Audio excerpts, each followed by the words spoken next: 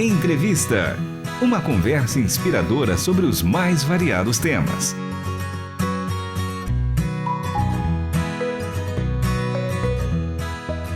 Olá, está começando mais um episódio do programa Entrevista. Eu sou a Michele Gomes e o nosso convidado de hoje é o Marco Cruz, secretário-geral da Missão Portas Abertas, e o tema da nossa conversa é super importante. Vamos falar sobre a Páscoa dos cristãos perseguidos. Marco, seja muito bem-vindo mais uma vez, à programação da RTM Brasil.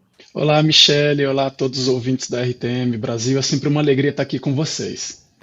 Bom, estamos numa semana muito importante. No próximo domingo a gente celebra a Páscoa, que no início era comemorada, a libertação do povo de Israel do Egito, e com a vinda de Cristo, a data deixou de ser apenas uma celebração judaica e ganhou um novo significado, representando a nossa libertação do pecado por meio da morte de Jesus na cruz e sua ressurreição. Bom, Marco, a pergunta é a seguinte: por que a Páscoa é tão letal para os cristãos perseguidos? Michele, em muitos países, quando nossos irmãos saem de casa para a igreja, eles se arriscam. E nos casos mais extremos, eles podem até perder a sua vida, não sabem nem se vão voltar vivos. Então, como a Páscoa, a celebração típica, de nós cristãos, os seguidores de Jesus correm ainda mais risco, pois extremistas religiosos aproveitam esses grandes ajuntamentos para atacar, matar e ferir o maior número de cristãos possíveis. Ataques a igrejas, escolas, hospitais são uma tática que eles usam para colocar medo nos cristãos e tentar acabar ou diminuir com a presença e a influência deles na comunidade. Só para você ter uma ideia, outras propriedades públicas cresceu 6 vezes, mais de 600% na lista mundial da perseguição 2024, que é o ranking que classifica os 50 países mais hostis aos cristãos, correspondendo a 14.766 casos documentados. Com certeza, o número é maior do que esse. Nossa, é um número que realmente assusta. E quando a gente pensa nessa data que tem um significado tão importante para todos nós, mesmo essas pessoas correndo tantos riscos e os ataques, eles aumentam nesse período, como você comentou, eu queria saber se é uma data que deixa de ser celebrada ou os nossos irmãos, nesse contexto tão perigoso, continuam celebrando. Como que funciona, a celebração da Páscoa para eles? Michele, varia de contexto para contexto. Em alguns locais onde a violência é mais extrema, onde o risco é maior, os cristãos procuram celebrar a Páscoa, sim, não deixam de celebrar, mas de forma mais discreta. Se antes iam para as igrejas, ou hoje a gente viu um vídeo no nosso canal da Portas Abertas lá no Instagram, uma celebração no Iraque, as pessoas fazendo uma passeata pública, porque é uma data que precisa ser comemorada. Cada contexto faz de um jeito diferente. Nos locais onde o risco é maior, é feito de maneira discreta e até escondida, que esse é um dos objetivos dos extremistas, intimidar a comunidade cristã e fazer com que a influência cristã na sociedade diminua. Varia muito o local, o cristão precisa ser sábio nesse sentido, mas não deixa de celebrar. Continuam perseverantes para celebrar, porque é um marco. Não sei, alguns consideram Natal, outros a Páscoa, mas é um marco para nós que somos seguidores de Jesus. Quando Jesus foi crucificado, morreu e ressuscitou no terceiro dessa nova tempo, precisa ser celebrado. E Marco, que tipos de ataques são mais comuns aos cristãos, nesse contexto de perseguição nessa data?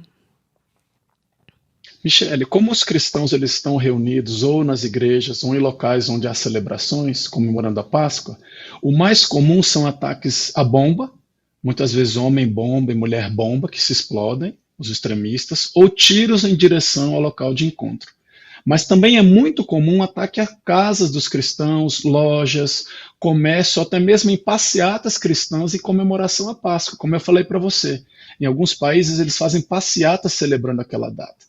Para você ter uma ideia, dos 12 ataques nos últimos anos, 10 foram ataques direcionados a igrejas. Meu Deus.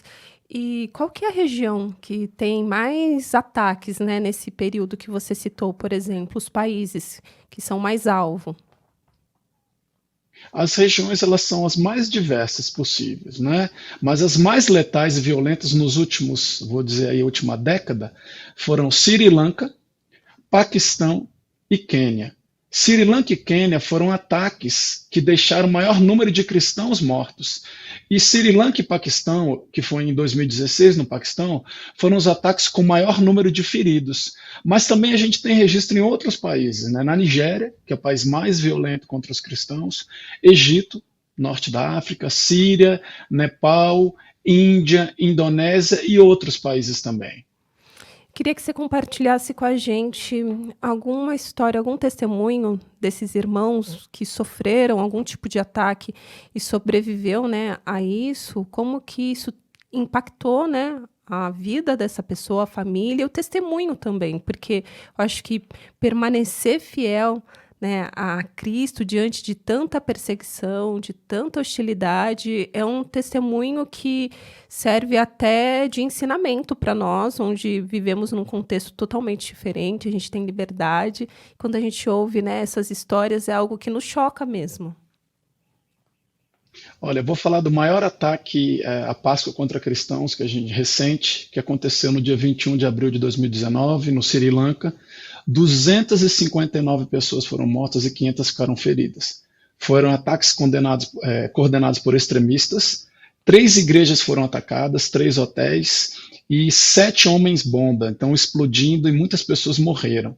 E muitos dos que morreram nesses ataques, não só no Sri Lanka, mas nos outros países, pareciam que estavam preparados, sabe, Michele, dispostos a entregar completamente suas vidas para Cristo. Isso é percebido na fala dos familiares de uma das pessoas que morreram lá no Sri Lanka.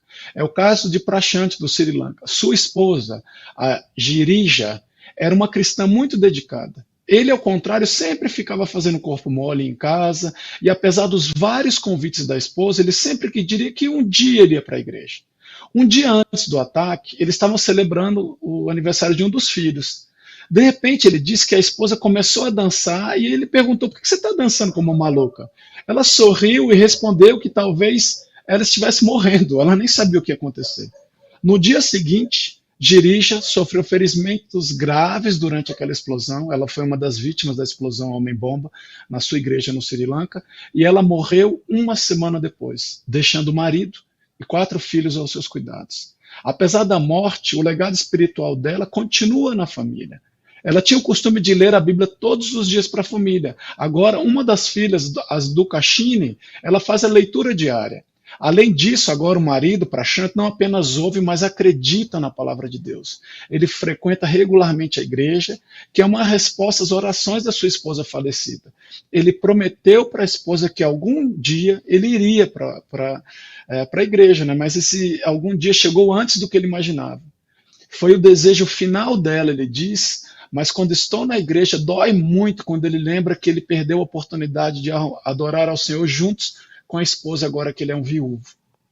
Nossa, que história tocante, mas de alguma forma Deus transformou essa tragédia em salvação e trouxe, né, um outro olhar, né, fortaleceu a fé dele e de toda a família. Muitas vezes a gente não entende muitas coisas que acontecem, tragédias, mas é aquele versículo, né, que Deus, tudo coopera para o bem, né, daqueles que buscam a Deus, e fica esse testemunho. Realmente é algo muito tocante. Eu queria que você falasse como que a Missão Portas Abertas, ela tem auxiliado, né, ajudado essas pessoas, ainda mais nesse momento que a gente está vivendo. Estamos às vésperas, né, da Páscoa. Como você mesmo informou, é um período crítico que tem muitos ataques. Enfim, como que é o trabalho de vocês nesse momento? Que tipo de auxílio vocês prestam, né, a esses irmãos que estão nesse contexto de perseguição? Michele, o primeiro e principal pedido do cristão perseguido é a oração. A nossa oração pode chegar aonde aonde a gente muitas vezes não pode chegar. E imagina um viúvo com 4 filhos agora, com saudade da esposa. Esse trauma ele fica para sempre. Deus ele cura, ele restaura, mas as lembranças, a tristeza vem. E eu posso dizer pela minha experiência pessoal e conversando com vários cristãos perseguidos, existem muitas perguntas sem resposta. Por que Deus permitiu que isso acontecesse? Deus é soberano e pode fazer o que Ele quiser, mas a gente é humano e tem essas perguntas. Então a oração para que esses irmãos perseverem na fé, eles sejam fortalecidos em meio à dor, é o principal pedido.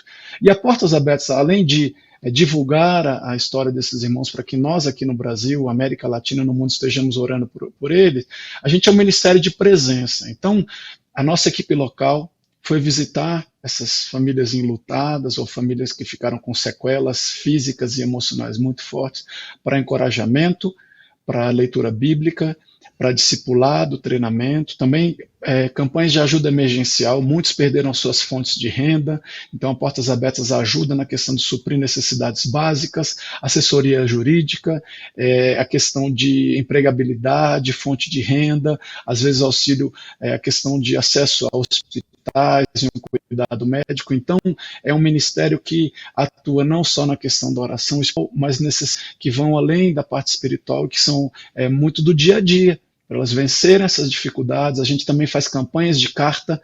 No Brasil é possível escrever um cartão para campanhas de encorajamento a esses irmãos, para que eles não se sintam sozinhos e saber que a família da fé, o corpo de Cristo no mundo, especialmente aqui no Brasil, também se importa e está apoiando para que eles perseverem na fé. Para o ouvinte que quiser conhecer mais do trabalho e contribuir com a Missão Portas Abertas, qual é o contato? Olha, nosso site, Portas Abertas, e falando no nosso site, portasabertas.org.br, www.portasabertas.org.br, e especificamente a campanha de apoio às igrejas que foram atacadas, para ajudar na reconstrução das igrejas, é um com eles, um com a igreja perseguida. Nós, porque se o membro do corpo sofre, é nossa responsabilidade sofrer com ele. Então, Portas Abertas está com essa campanha, hashtag um com eles, que qualquer doação que for feita para essa campanha vai ajudar na reconstrução das igrejas que foram destruídas e atacadas, especialmente nessa época da Páscoa, né, em que são um alvo mais vulnerável para militantes extremistas de outras religiões ali, né? Como eu falei, mais de 14.760 igrejas foram atacadas e muitas ainda não foram reconstruídas. Então, sua doação para a campanha Um com Eles vai ajudar a reconstruir a igreja onde elas foram atacadas. Marco, muito obrigada pelo seu tempo, por essa entrevista, para realmente alertar a igreja brasileira sobre a realidade dos nossos irmãos, né, que estão nesse contexto de perseguição. Estamos aí prestes a celebrar, né, a vida eterna, graças à Páscoa, né, a ressurreição de Jesus. Muito obrigada pela sua participação e até uma próxima oportunidade. Obrigado, Michele. Vamos ser um com eles, um com a igreja perseguida nesse mês e nessa época de celebração da Páscoa. Deus abençoe. Muito obrigada. Olha só, hoje a gente teve a alegria de receber mais uma vez o Marco Cruz, que é o secretário-geral da Missão Portas Abertas. Falamos sobre a Páscoa dos cristãos perseguidos. E se você chegou agora, ouça essa entrevista desde o início, está na íntegra lá no nosso site rtmbrasil.org.br, também nas principais plataformas de áudio. O episódio de hoje teve produção e apresentação de Michele Gomes e na mesa de som, Luiz Felipe Pereira. Até o próximo Entrevista. Você acabou de ouvir Entrevista. Realização Transmundial.